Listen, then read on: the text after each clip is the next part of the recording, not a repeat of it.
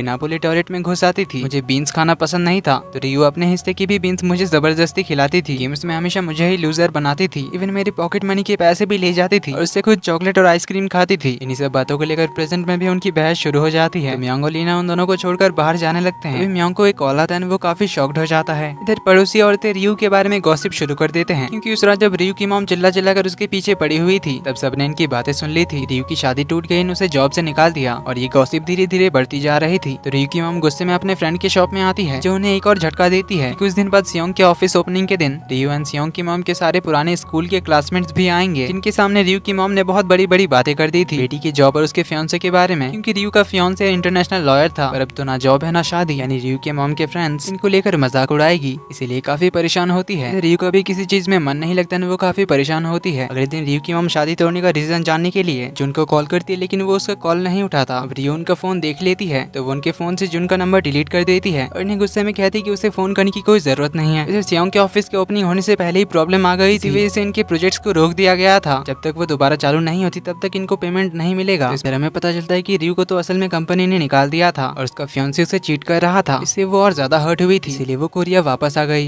इधर सियोंग के mom dad के बीच भी शायद कुछ सही नहीं चल रहा था। इधर रियू शाम को घर आते हुए एक अनार का पौधा ले आती है और सियोंग को दे देती है। उसके ऑफिस के ओपनिंग की खुशी में सियोंग उसे कल शाम को लेकर आने के लिए कहता है। रियू कहती है कि वो कल बिजी है। तो अगली सुबह रियू की मॉम तैयार हो रही थी ऑफिस के ओपनिंग सेरेमनी में जाने के लिए। उन्हें वो गोल्ड का ब्रोच नहीं मिल रहा था। रियू ढूंढने में हेल्प करती है, लेकिन उसे भी नहीं मिलता तो मॉम ऐसे ही चली जाती है। पर यहाँ जैसा रियू की मॉम ने सोचा था वैसा ही होता है। उनकी क्लासमेट्स रियू की शादी टूटने की गॉसिप करने लग जाते हैं, जो उन्हें काफी ज्यादा एम्बैरेसिंग लगता है। पर वो चेहरे पे झूठी स्माइल रखकर पार्टी एंजॉय करने का एक्टिंग करती है। जब वो वॉशरूम में थी तब उन्होंने अपनी क्लासमेट्स को अपनी बुराई करते हुए सुन लिया था, क्योंकि उनके सारे क्लासमेट्स सक्सेसफुल थे सिर्फ रियू की मॉम को छोड़कर, इसीलिए और ज्यादा फ्रस्ट्रेट होती है। तभी यहाँ ऑफिस के बाहर रियू आ जाती है अपनी मॉम को वो ब्रोच देने के लिए। इसको बाहर सियोंग देखकर उसे अंदर ले आता है, तो सियोंग उसे थोड़ी देर के लिए अंदर आने के लिए कहता है और उसके लिए कुछ खाने के लिए लाने चाहता है। तभी रियू की मॉम वॉशरूम से बाहर आती है और उसे यहाँ देखकर पैनिक